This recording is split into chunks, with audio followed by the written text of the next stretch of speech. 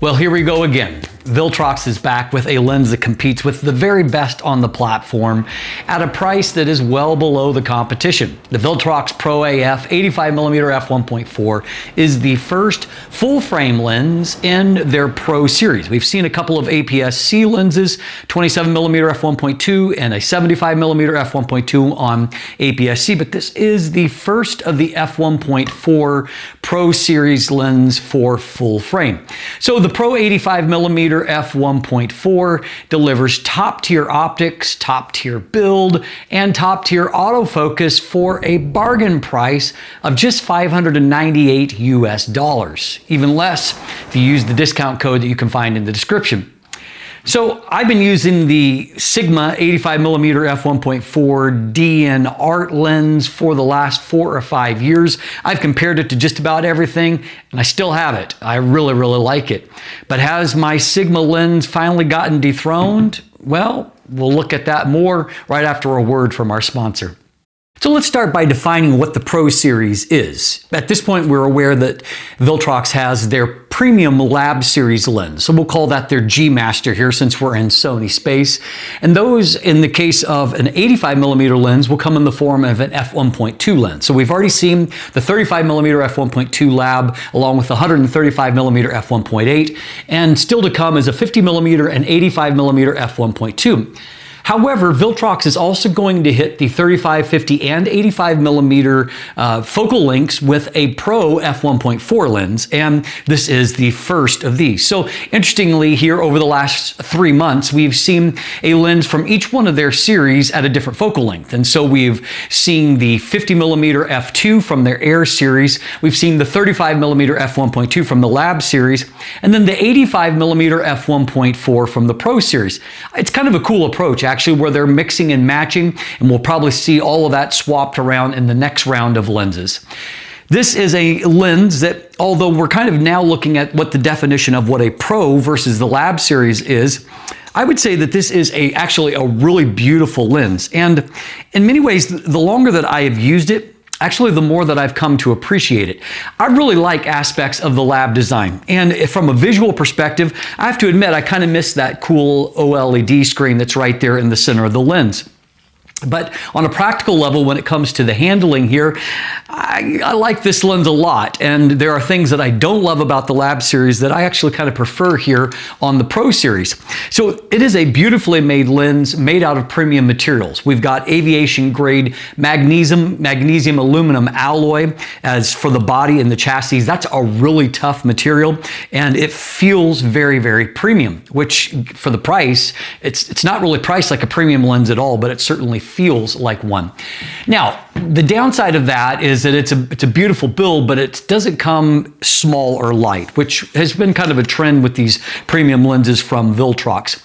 It is 84.5 millimeters or 3.3 inches in diameter. It's 108.5 millimeters or 4.27 inches in length. Now, compared to the Sigma, which the Sigma, they did a great job of downsizing this lens. So the Sigma is smaller. It is about 2 millimeters narrower in diameter, and it's a full 12 millimeters shorter in overall length. The G Master Mark II lens is about the same size as the Viltrox, almost identical in its overall specifications. However, the Viltrox is the heaviest of this trio. It weighs in at 800 grams or 28 ounces, and so that compares to 625 grams for the Sigma, 642 grams for the G Master, significantly heavier than the other two in this trio of lenses. It does have a 77mm front filter thread, which is shared with the recent 35mm f1.2 Lab series lens. It has a traditional aperture design, for which I can say a big yay. I like that much better than the approach on the Lab series, which interacts with the OLED screen, and beyond that, it also is going with more of a Nikon customizable control ring type approach. I don't love that on Nikon necessarily, and I don't love it on the Lab series either. I prefer, we'll call it the Sony approach, which is just a traditional aperture ring. And so that means that you have the option of having it in clicks with the traditional 1/3 stop markings from f1.4 to f16, and then a hard stop between f16 and the A or automatic mode. What we don't have here is an aperture iris lock, something that the GM and the Sigma do have, where you can either lock in of that aperture ring or out of the aperture ring, depending on your preference. But we do have the ability to declick the aperture. And as you can see here, I was able to do pretty good aperture racks without any kind of visible steps. And so that's a great feature to have there. Aperture iris itself has 11 rounded blades, and as you probably saw in the sequence I just showed you, it does a pretty decent job of maintaining a circular shape with the geometry as you stop the lens down. Other features include an AF/MF switch, always welcome, and then the customizable function button on the side, which is whatever function you've assigned through the camera body to that particular button, so always good to have that. It basically matches the feature set of the Sigma and the GM lens, with the exception of that iris lock that I mentioned that both of those have and this does not. We do have a thoroughly weather-sealed body here, and that starts with this cool magenta-colored ring that's at the rear of the lens, I think, which I really like, kind of that distinctive look. I loved when Zeiss first came out with the blue rubber gasket there at the end, and so I like this look as well. I also appreciate the fact that I count about 10 other seal points throughout the lens. Also present here on the lens mount is a USB-C port. Now, the lens is also Bluetooth enabled, and so you have the ability to do firmware updates either through a computer with the USB-C port, via Bluetooth, or you can actually do a direct connection with USB-C to your phone. I found this to be a little bit more stable, in my opinion, than the Bluetooth firmware updates, and so that's the way that I've just been doing it, is through the app and then a direct connection to the lens.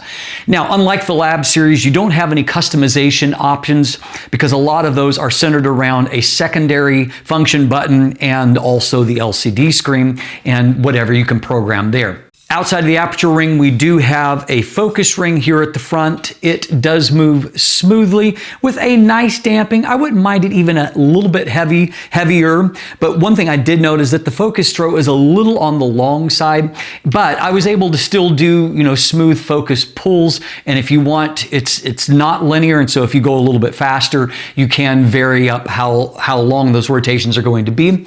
I actually found I could do a decent job of doing repeatable pulls, as you can see in this clip. There is no lens-based image stabilization or optical stabilization, so you're going to have to rely, as with all the competing lenses, with whatever your camera body has in terms of image stabilization. Now, a lot of these recent Viltrox lenses, along with a lot of Sony lenses for that matter, other premium lenses, do have floating elements to help with up-close performance. So what that means is when your lens is disconnected, you will feel a little bit of a clunking of things moving around. However, that goes away the moment that you mount the lens and turn the camera on. No clunk left because those elements are now energized and won't be moving any longer. So what that enables you to do, however, is to get a little bit better minimum focus distance. You can focus down to 79 centimeters and you get a 0.13 times level of magnification. On paper, that's a little bit better than the Sigma. It's hard for me to tell with them side by side, and it is definitely better than the GM, which is only a 0.11 times. But what is definitely true is that you do get excellent up-close performance with good contrast and good detail, and so those floating elements are doing their job. A lens hood is included. It's just bayonet style, no locking thing on it. I wouldn't say that the lens hood feels quite as premium as what I've seen on the Lab series lenses, but it's nice enough. I think the Sigma hood's a little bit nicer, but it's fine. It does the job. It does include a pouch, like a leatherette type pouch. Overall, I would say that the build quality is very nice. I would say it's pretty much the same class as the Sigma and the GM lens. Maybe the lens hood might be the exception, with Sigma taking a little bit of a win there. But I actually think that this is a really beautiful lens. It's a really clean looking design, and I really like the design language they've got going here. I wouldn't mind at all if the 35mm and the 50mm f1.4 Pro series follows in that same pattern. So how about autofocus? We've actually got the same style of hyper VCM focus motor in this lens than what we do in the Lab series lenses. The difference being with the Lab lenses, we have seen with both of the ones released so far that they feature either dual or quad hyper VCM focus motors. We've only got a single one here, but remember, the Sigma, for example, is running off of a single STM focus motor. And so this hyper VCM motor does allow you to get faster overall focus pulls. And when I did racking focus back and forth, I definitely found that the Viltrox was a little bit faster than what the Sigma. Now, of course, neither one of these are in the class of the GM Mark II, which has exceptional, multi of their XD linear focus motors. They're great focus motors, and I think Sony does probably the best job that I see of any brand with integrating into their premium lenses. And so not quite at that class, but very fast enough that I had no problem grabbing birds in flight at f1.4, for example. I also found that just when trying to just kind of snap up focus at my son from being defocused to just grabbing his eye, instantly locked on the eye, and as you can see, it is perfectly focused. So all of that is very, very good. Autofocus is also very quiet in operation, and it just quickly racks back and forth, no problems there. I shot a portrait series and I got very, very good portrait results. And that was true even when I was shooting in backlit situations, shooting full body, shooting closer. It didn't matter. I got perfectly focused results. As we're going to see, this is a really sharp lens, and so I had zero problems in getting great looking portrait results. Now, one caveat with any third-party lens on Sony, and that is that your burst rate is going to be capped at 15 frames per second. And so that's on my Alpha 1 that I've got it on here, that means I'm getting half of the overall burst speed. And if you were shooting with an A9 Mark III, it means you're at 15 frames per second instead of potentially 120 frames per second. So obviously, if you're wanting to shoot sports and you're wanting to shoot at high burst rates, you may need to go with the Sony lens instead. But if you're comparing with any of the other 85mm third-party lenses, this is the top tier that I'm seeing right now in terms of the focus performance. So great job, Viltrox. On the video side of things, I found that video focus pulls were mostly smooth, but I did feel like there was a little bit of pulsing. There's a lot of speed there, and it's almost like it was moving faster than what the algorithms were keeping up with at times. And so maybe a little less than perfect there. I did see some focus breathing, noticeable amount of focus breathing, so I'm not going to justify that other than to say I saw even more with the Sigma lens. And so it is an improvement on that, but obviously you're going to get a better result with a Sony lens, again, because Sony has the limitation that the focus breathing compensation that's available in some of their cameras, it only works with Sony lenses, not third-party lenses.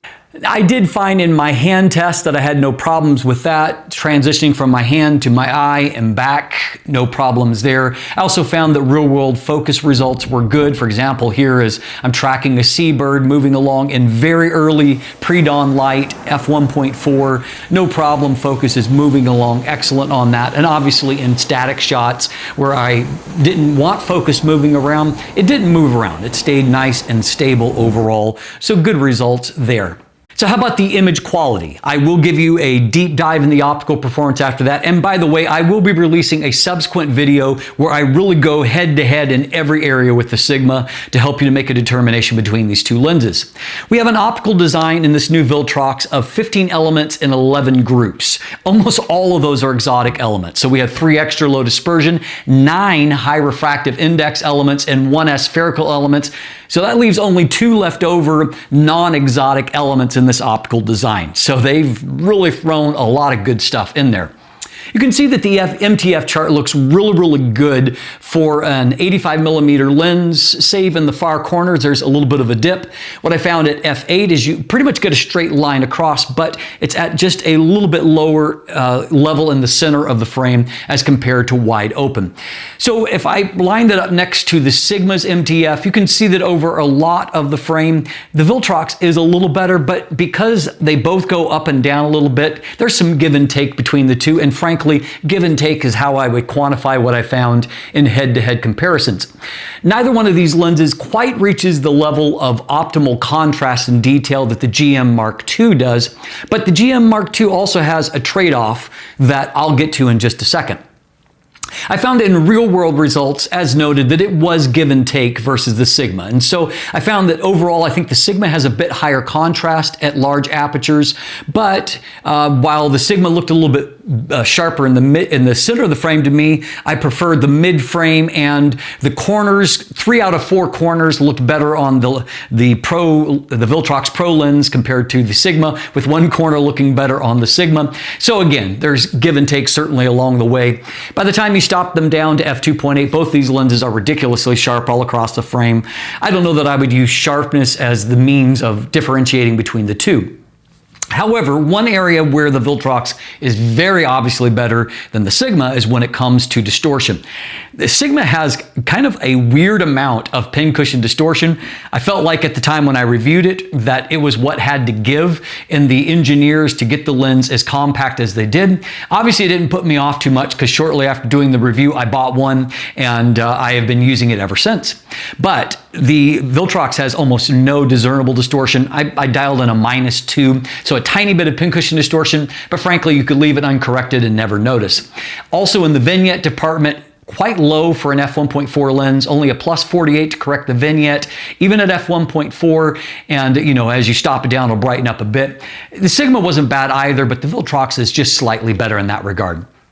I found that it wasn't like a lab level of correction for fringing. There was a little bit of fringing, not really much on the chart, but I did see some in some real world situations, but very, very minimal amount. Tiny bit of fringing in bokeh highlights, for example, but I didn't see any of the lateral style chromatic aberrations. No problems there. I got really, really excellent wide open sharpness results. Again, not GM levels of contrast. I don't think that the Viltrox has quite as high a level of contrast. However, as we're going to see in the rendering department, that may actually pay off for it. It's a pretty sweet blend of sharpness and contrast. Real world shots, there was plenty of sharpness and plenty of contrast. I never felt like I lacked in those. Stopping down to f2, you'll see some improvement, not so much in the center of the frame, but you'll see it in the mid frame and the corners a bit. By the time you get to about f2.8, you're pretty much perfect. You'll get a little bit more corner sharpness at f4 and f5.6, but it's splitting hairs at that point. So basically from f2.8 to f8, you're pretty much getting perfect sharpness across the frame. A tiny step back at f11 due to diffraction, and at f16 a little bit more. F16 is minimal aperture, but it never gets too bad. Where this lens definitely, in my opinion, exceeds the GM Mark II is in the bokeh quality. I didn't love the rendering from the GM Mark II. It's amazingly sharp. And if you go back and watch that review, I praised it because of its incredible sharpness, but I did lament that I didn't feel like the rendering had that special sauce that I love. I would say that this lens does. I actually really like the Sigma as well. And frankly, I did lots and lots of side-by-side comparisons, and it was hard for me to see a difference between the two. And since I considered the Sigma to be awesome, it means I also think that the Viltrox is awesome. I also think that it has just a beautiful blend of sharpness and softness. So sharpness where it matters, softness where it matters. This simple shot of just evergreen needles, you can see it just nails both of those things. I also found that the colors were really, really good. And again, in doing head-to-head comparisons, I would say that I actually slightly favored the Viltrox colors versus the Sigma colors. And so again, great job there.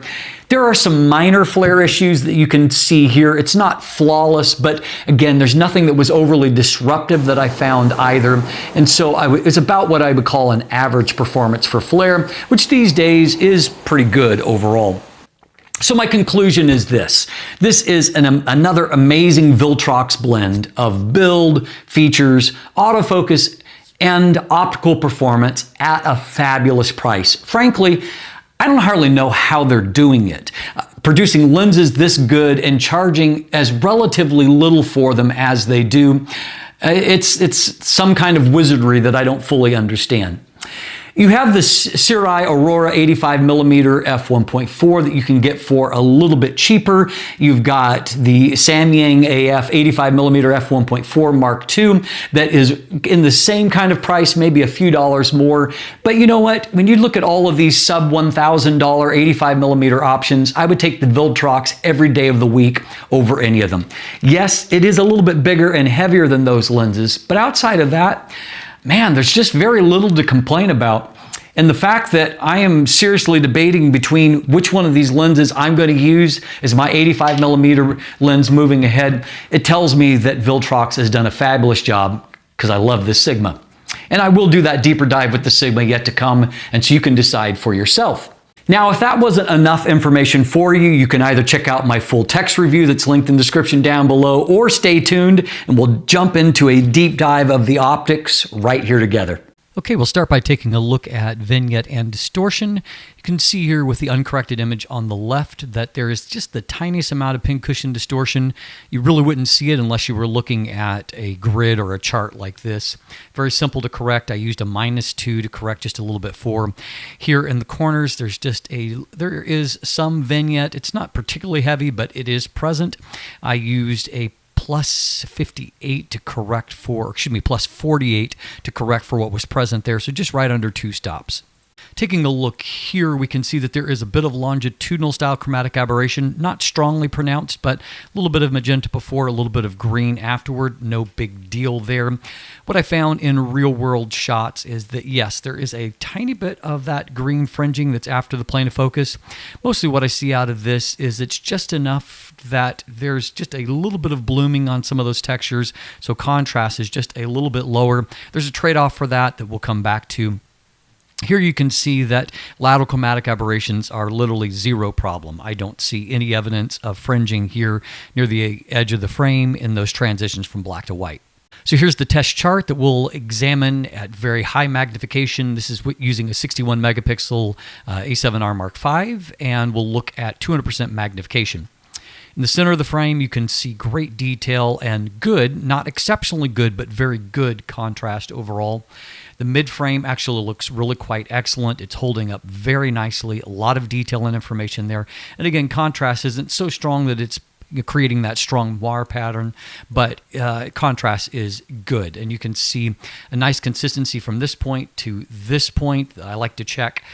Towards the corners, we do see a little bit of a softening effect, but we also see a very consistent performance in the corners all around, and so it's a nice centering job.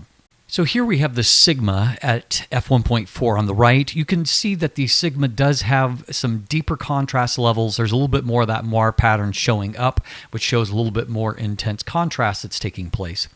In this mid-frame zone, we can see that I would say I actually like the Viltrox detail just a little bit better, but it's very, very close. And if we look down in this right corner, I like the Sigma better. If I look over on this side, however, I think the Viltrox is a little bit better.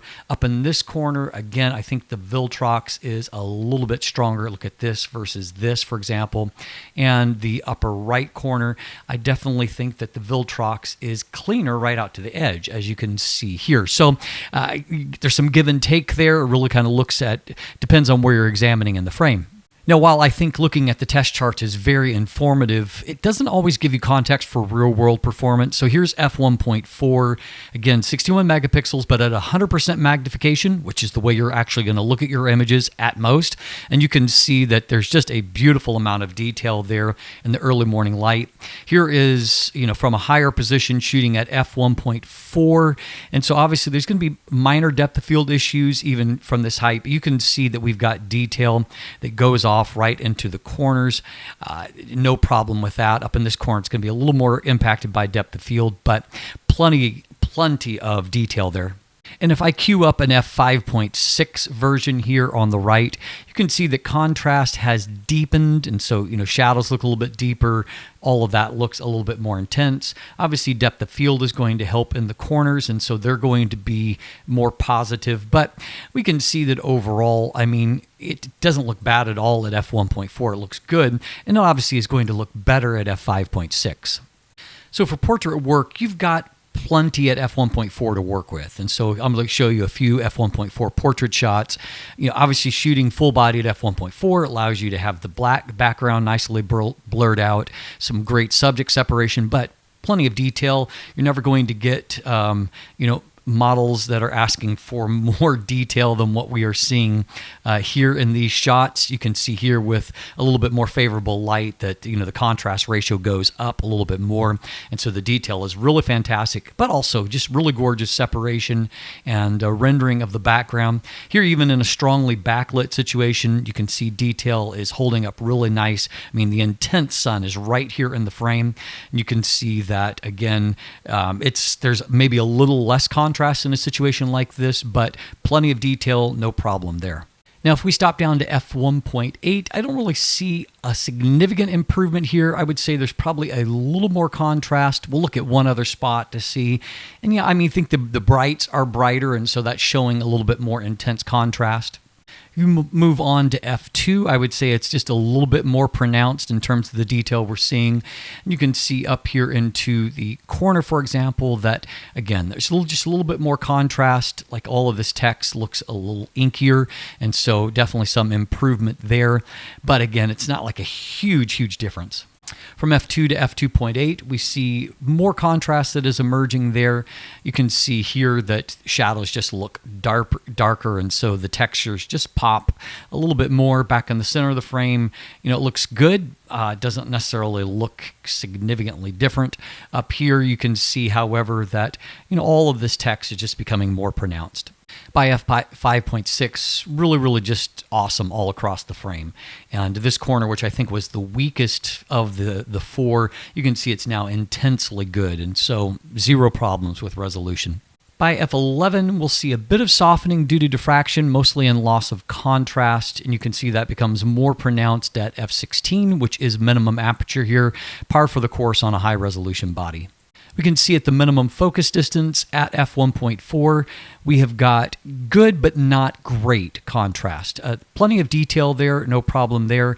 The plane of focus is nice and flat, so I think it's very useful up close. Gives you a look at a three-dimensional object at minimum focus, so there's your magnification level, but also the kind of contrast and detail that you can expect to see, and I think that it looks just fine. Looking here for a moment, you can see in these specular highlights that there's a little bit of activity in there, certainly not to the onion ring level, but definitely a little bit of an inner line, a tiny bit of fringing around some of those specular highlights, and so good but not exceptionally good.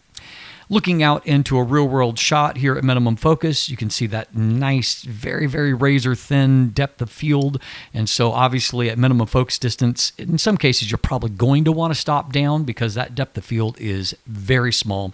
Very nice transition to defocus.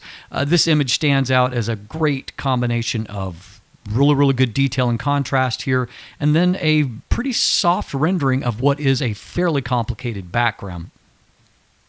Likewise here, I really like the subject isolation. I've intentionally put some foreground material here, and so you can see bokeh both before and after the plane of focus. You can see detail looks great, but then that transition to defocus also great. Here's another shot here, so lots of opportunity for fringing here and loss of contrast. And again, contrast is good. It's not like the GM level of contrast, but I think there's plenty there for most people to be perfectly happy with. This image, I think, looks great. Good amount of detail and contrast on that, but the rendering of a fairly complex background is great. And I'm really partial to the color that comes off of this lens. I think it's just really nice. And so here you can see managed to catch some of the raindrops that were falling while I was out shooting with this. But I mean, I think that image looks great.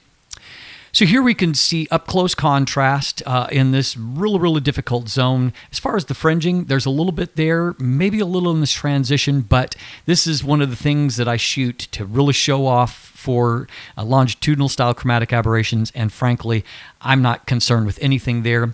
You can see as we stop the aperture down that our specular highlights, they're getting more consistently around across the frame. You can see those 11 aperture blades, but again, it's a pretty circular shape all the way down to f4, still looking quite good.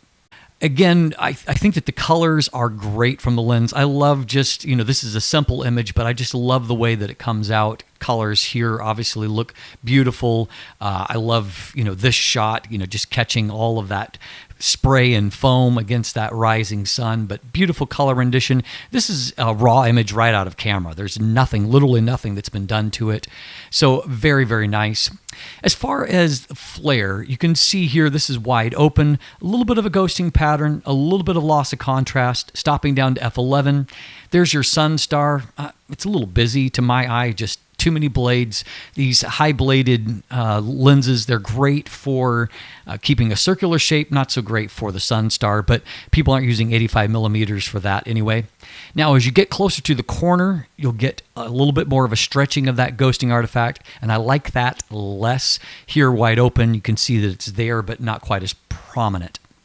Finally, when it comes to the night sky, star points in the center of the frame, they look really, really good.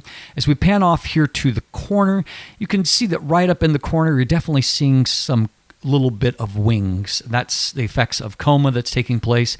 It seems to be mostly concentrated just in the very corners, but just note that it isn't perfect in that regard, though, you know, as you can see, neither is it bad either. And so as you can see, this is a lens that just really has that great blend of sharpness and then rendering. It's not perfectly corrected, so much so that it loses all of its character, but corrected enough that you're not dealing with the flaws either. Great job, Viltrox. As always, thanks for watching. Have a great day, and let the light in.